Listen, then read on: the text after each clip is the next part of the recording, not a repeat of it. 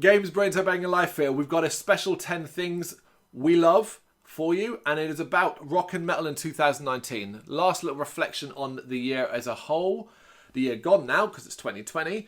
So as always, it's 10 things we love about rock and metal in 2019, and there will be another video, 10 things we hate about rock and metal in 2019. I'll go first. Yep. Really easy one, and it's very sensible and straightforward, and It's simple. An incredible year of releases, so many great albums, and so much promise going forward. When your top 50 could easily be a top 100, you know things are going well. Yeah, no, that's great. Very, very true as well. I don't really have an order to mine. I'm just trying to work out which way I'm going to go with these. I'll just go in order, fuck it. So my first one then, I've genuinely enjoyed the rise of Parkway Drive. Okay. Across 2019. Yep. And probably before, but I guess I wasn't as on board. I was getting on board with it previously. I'm trying to think if I was in 2018 or not. I think you might have been rumbling about it. Yeah, I'm trying to think you when definitely the were. Revenants come out. Right, you definitely were, because a lot of our pre-Bloodstock 29 videos were leading up to the end of the year. Yeah, so I'm thinking... So we were doing a lot of... Remember, our first time that we said there was a 1%... You said there was a 1% chance of Parkway Drive headline and Bloodstock was sometime in September 2018. Yeah, so Reverence must have been my album... One of my albums of the year. Oh, for sure. Yeah, definitely. So I guess that kind of adds more weight to this in a way, because then I guess this is me starting to get on board the train with him in 2018. And loads of people were, but there were also a huge amount of doubters still. Mm-hmm. And then across the course of 2019, we got to see them at Ali Pali. We got to see them announce for Bloodstock. We got to watch all the fallout from that. And then we got to watch them own it on the stage. And I've just genuinely enjoyed watching a band that seemed like decent enough people working fucking hard and getting some payoff for it. Yeah. You know, genuinely enjoyed it. Yep. We kind of double up, funny enough. Kind of. Half double up. So I put it, it's all on one, so I'll do the whole one. And I wrote Parkway Drive proving they were headliner material. And Gojira putting the stamp on the credentials as the best live band on the planet right now. They're the two I wanted to particularly highlight. I agree with you. Yep. It has been fun and interesting and enjoyable to watch a band rise and rise and rise. And no matter how much the vocal negative tried to sort of say shit, no one, now Bloodstock's gone, it's funny how no one's saying shit anymore. Nah. And the Gojira one is simple. They all know. Yeah, that's the thing. Everyone, it's like, you might still be grumbling quietly to yourself because you don't like Parkway Drive, but you're not vocally going saying, they don't deserve to be a headliner. And then, of course, Gojira, both of us put Gojira's show at Brixton as the best gig of the year. The review, I said it and I stand by it, that I think currently they're the best live band on the planet, based off that show and the year before at Bloodstock.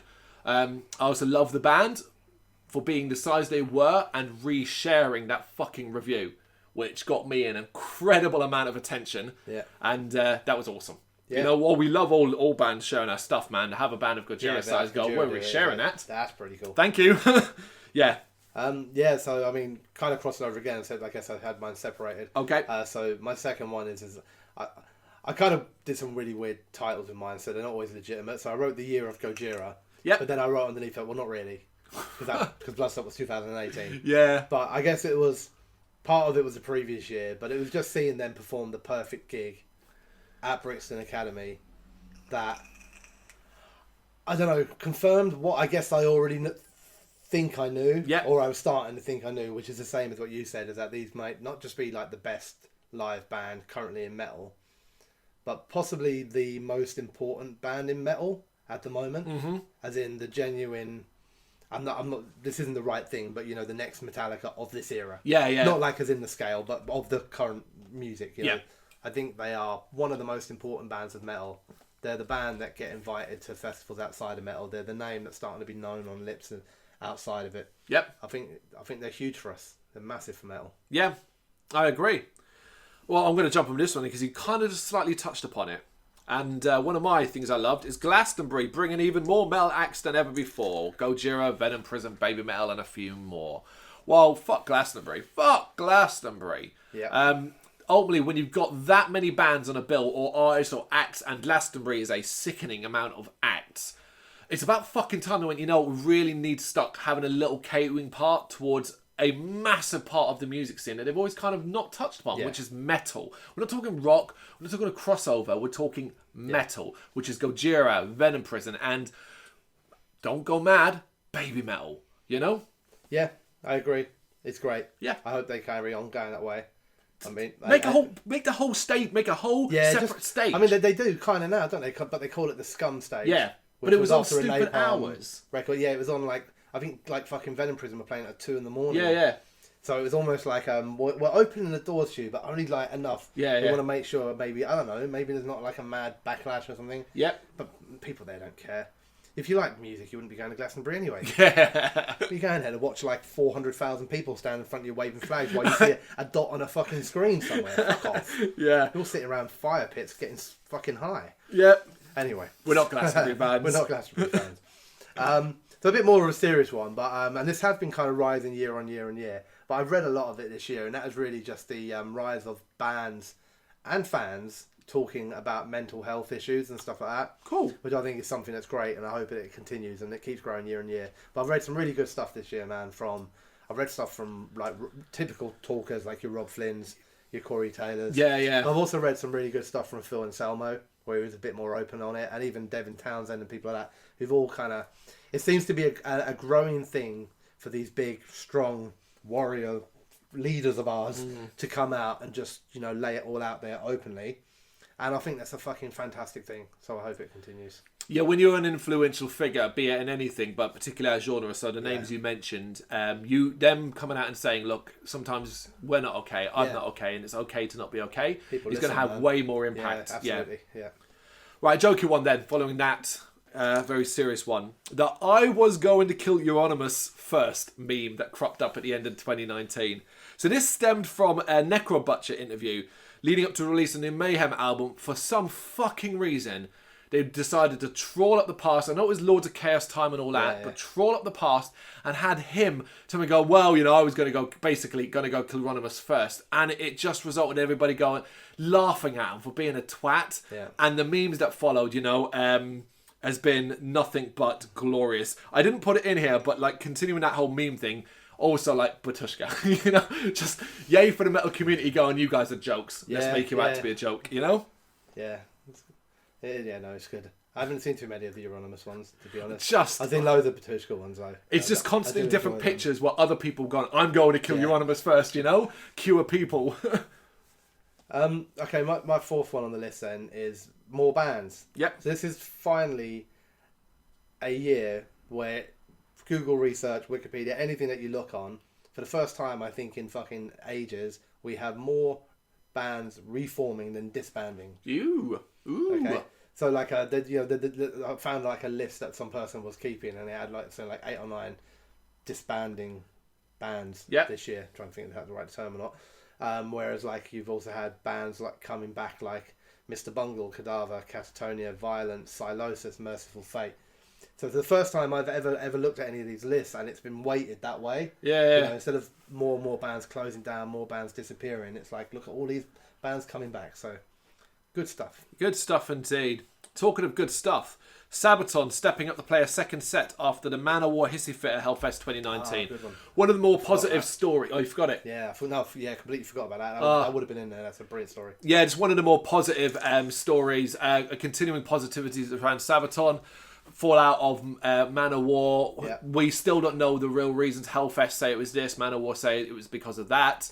The end result of it was one of the biggest festivals in the world lost one of its biggest headliners on the day before. It was very close. Yeah.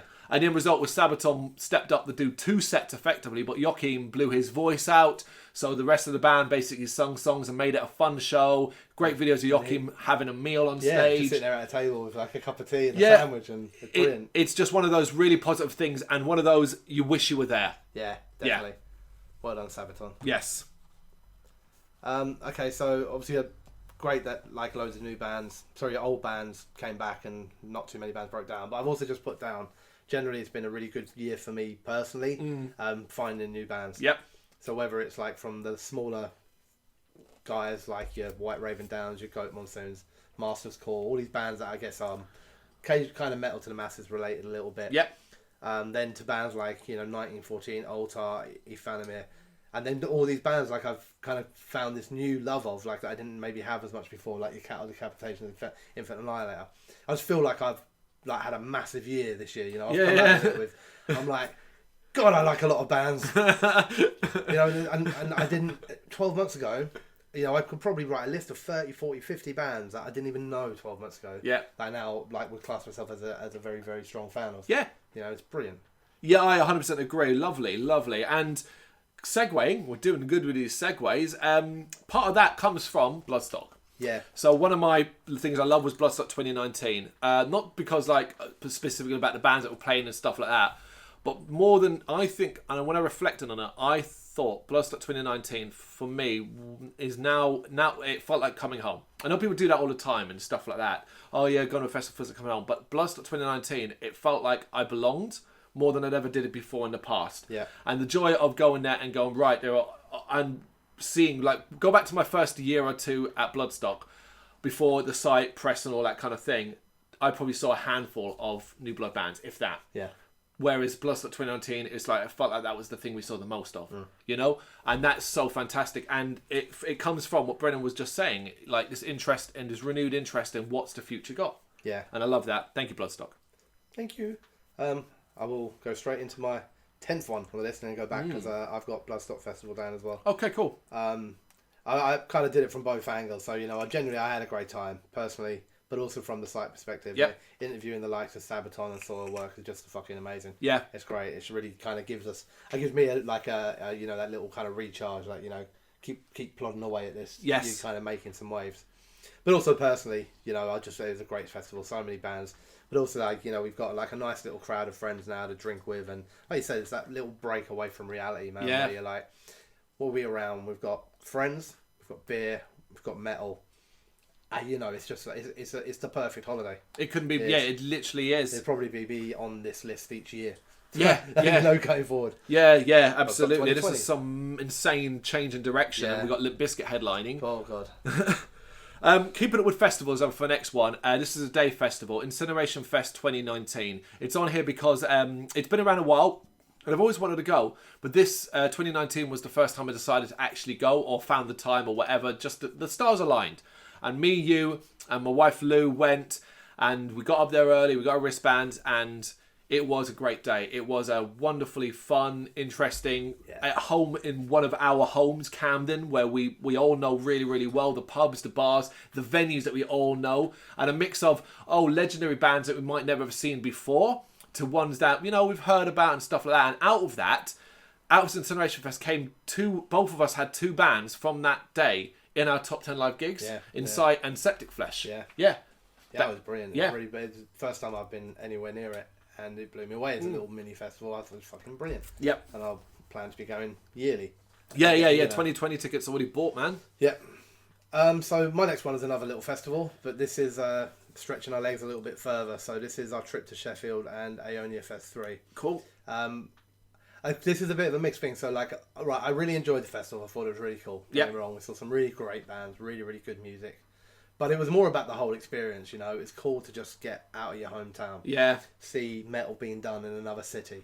Iconic venue that I've heard of loads and loads and loads of times, but never been in. The Corporation in Sheffield. Yeah. And then on top of that, the great music. But yeah, it was really nice to be out of your comfort zone somewhere else, experiencing great metal and seeing it being done somewhere else. Yeah. And it's something I'm keen to do more of, to be honest. True. Get out there. Spread like a virus. Yeah, I agree. It's one of my fondest memories are that. It's like, okay, cool, never been in Sheffield before. Let's do this about fucking time. Yeah. And drink prices helped. Yeah. All those update your beers. Oh. Alright, my next one. This year more than any other, I think, at least from my perspective, it feels like the metal community is pulling together, and it kind of ties into what you're saying about the mental health thing, but I haven't gone down that route. Instead, I've noticed a lot more, thanks to the rise of social media, bands, when their gear's being nicked, people pulling together to help them there. Yeah. Supporting grassroots metal. There seems to be more and more drive in that as well. buying merch, CDs, vinyl. You know, you go into these shows now and you're finding a wide variety where it's not just here's our CD and here's a T-shirt with our name on it. Yeah, that's so much you know? better now, isn't it? It seems like the draw is there and people are actually interested. A band like Democritus can put up pre-orders for their new EP for these bundles and sell them all before the EP's out. Things like that, you know? Yeah. And it's so... I mean, we spoke about this years ago as well, about bands and merch needing to get on board because your CD's been replaced, but the other stuff can't be replaced, and like, do more of it, you know, because I'm probably not going to buy your CD because I've got that on Apple, but I will buy your signed CD, your signed vinyl, your cassette, or your shirt, or your, I don't know, mad looking coaster with a crazy design on it. Yeah. You know, I remember we spoke about it on video years ago. Yeah. And it's great to see them all doing it now, or starting to do it. Yeah, you're absolutely right. Absolutely right. And another thing as well, even more tying into that, man, it is good to see. It's still not as prevalent as like, and I'd say it's no more than 20%, but it's good to see merch stores going, yeah, we do take contactless. Yeah. This happened to me at Deserted Fear, who were the support band for At the Gates at the Underworld. And I'm so used to I don't take cash anymore. I rarely have cash on me, so I often get like, fuck, and stuff, you know? And it happened with that, and I wanted to get, because I didn't do Deserted Fear, and I really liked their set, and I thought I want to give them something back, and I wanted to get the vinyl. And he was like, yeah, contactless. One of those little white contactless things. Man, get on that shit. Brilliant. You'll sell a fuckload more. You will, definitely. There's been plenty of times I've tried to buy merch somewhere and they're cash only, and it's like, yeah, but I can't go out of the venue to get cash. Yeah.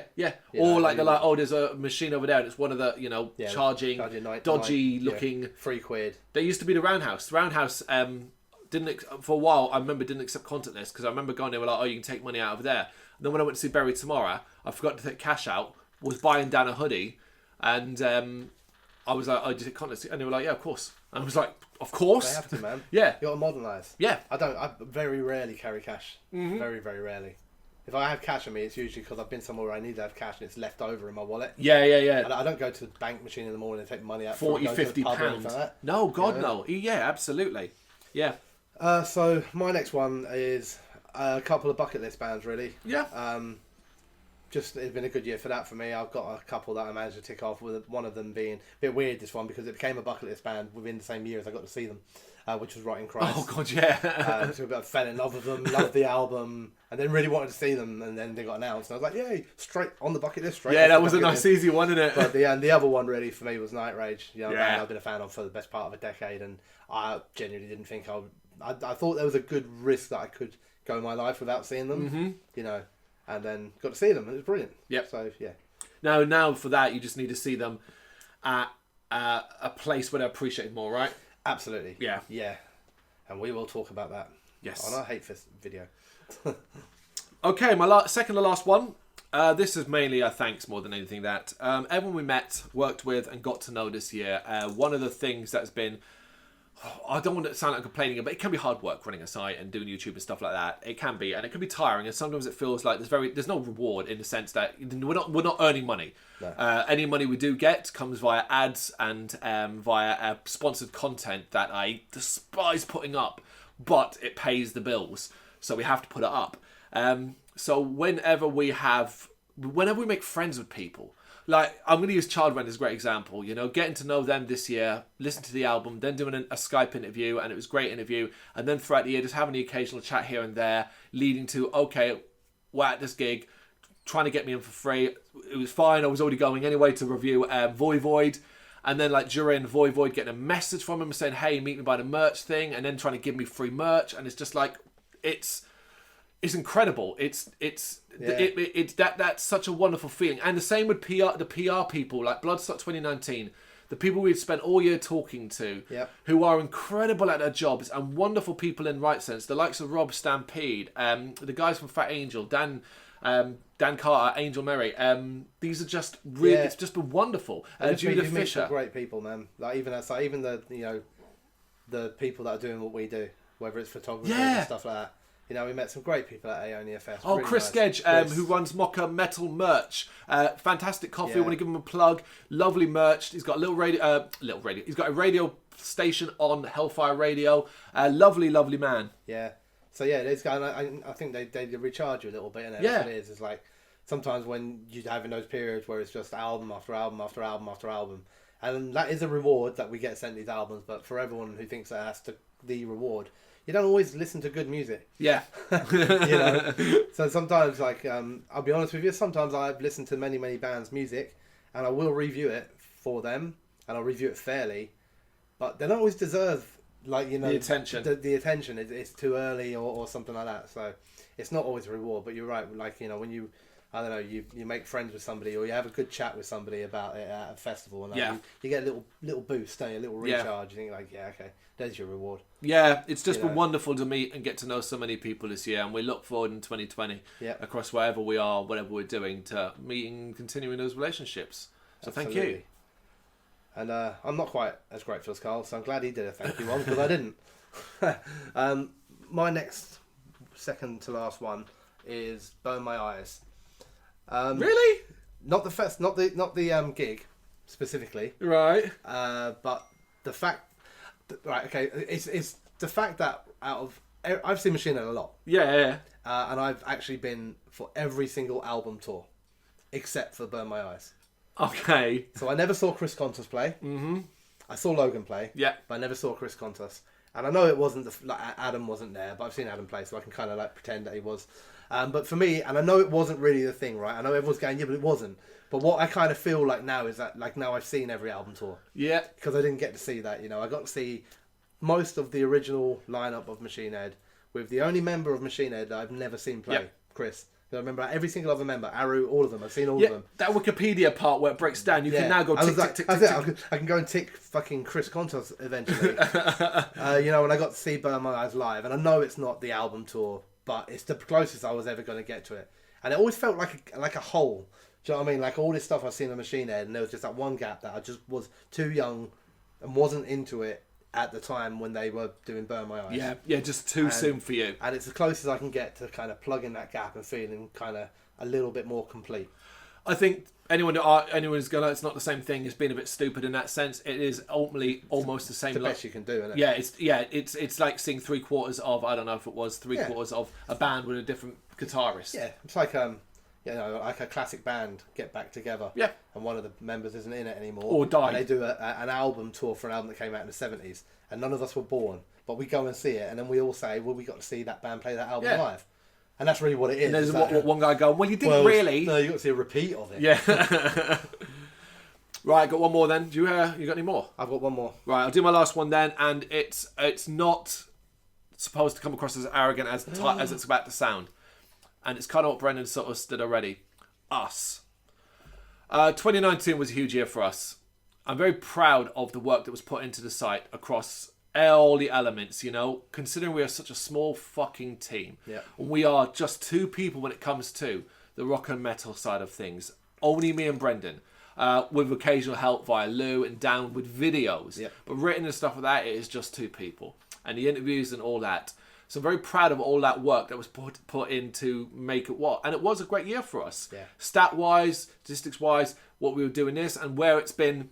Basically, I always dreamed or always wanted this sloping up. There was no thought that we were going to go poof. And what I've seen is us sloping upwards. Yeah. And that has been... We couldn't cope with it the other way. God, no. Small team. Yeah. And we want to stay a small team. That's the thing. We're not going like, we want to bring on 20 ghostwriters and hired article writers. It wouldn't work.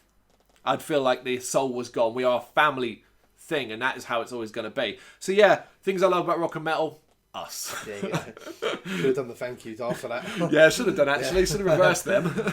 So my last one, which is also kind of like blowing our own trumpet a little bit. Yeah, go on. But specifically about one thing, and that's our involvement in Metal to the Masses. Kind of gives me an immense amount of pride. Yeah. An entity itself that we've got always had loads of love and time and respect for anyway. Yeah. And it just feels really fucking cool to be a little tiny little part of that, a little cog in the machine that helps Metal to the Masses. Yeah. That, there was seeing a band play on that stage and knowing that we had a tiny part in that band being there feels fucking awesome. Yeah. Yeah, we'll never, ever take away from the incredible work done by the organiser of Metal to Masses Essex, which is Ian Manning. Yeah, absolutely. Who does tireless work, was responsible for bringing it back and stuff like that. All we did was chuck some fucking money. Yeah. But to us, that made us proud. And we should do as well, because like, you know, he said himself, realistically, what he was doing, he wanted to bring it back, but he couldn't without some financial support. Yep. So he does all of the work for it, all of the work Yep. with the bands, with everything like that. And we offer a bit of financial support to allow it to continue. So when that Essex winner, and hopefully there'll be more ones that we'll get involved in the future as well. But when that Essex winner gets on that stage, even I'm not trying to claim ownership or anything like that. God, no. In my head, tiny little part, one little tiny part of the reason they're up there is down to us. A lot of it's down to them and their quality, you know. Of course. And a lot of it's down to Ian and also to the fans that come out and support it and everything like that. But it's also a little bit down to us as well, and that's cool. Yeah, we're happy. We're happy with that. Giving back. There you go. There's our 10 things we loved about rock and metal in 2019. What were some of yours? Let us know in the comments. Thank you very much for watching. You can check us out on gbhbl.com as well as on Facebook, Instagram, Twitter and Tumblr. Go to Patreon to help us out over there. That's patreon.com/GBHBL, as well as Big Cartel, where you can find some of our merchandise. We have a podcast running on SoundCloud and Apple Podcasts. And of course, if you like this video, do us a favour, hit the subscribe button and help the channel grow. Games, horror and heavy metal. What else is life for?